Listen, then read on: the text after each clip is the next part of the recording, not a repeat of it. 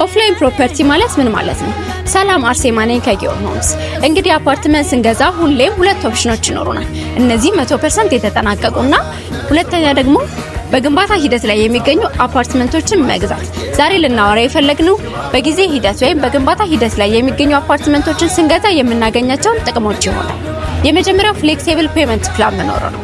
ይህም ለአከፋፈል ምቹና ጊዜ የሚሰጥ የአከፋፈል ሁኔታ ስለሚኖረው 100% ከፍለን ከምንገዛው የአፓርትመንት አይነት የተሻለ ያደርገዋል። ሁለተኛው ደግሞ ዛሬ ላይ ከፍለን ከምንገዛው ዋጋ የበለጠ ነገ ጠዋት ብናከራየው ወይም ብንሸጠው የበለጠ አትራፊ ያደርጋል።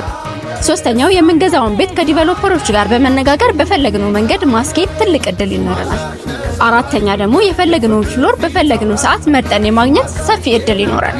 ስለዚህ በግንባታ ላይ የሚገኙ አፓርትመንቶችን ከፈለጋችሁ ጊዮን ሆምስ መሃል ከተማ ቦሌ ወሎ ሰፈር ላይ ለመኖር እንዲሁም ለኢንቨስትመንት ምቹ በሆነው ከወንጌላዊት ፊት ለፊት አጠቃላይ 20 ሺህ ካሬ ላይ ያረፈ ኮምፓውንድ አፓርትመንት እየገነባ ይገኛል። የበለጠ መረጃ ለማግኘት በ0924 84 97 15 በመደወል መጎብኘት ይችላሉ። ጊዮን ሆምስ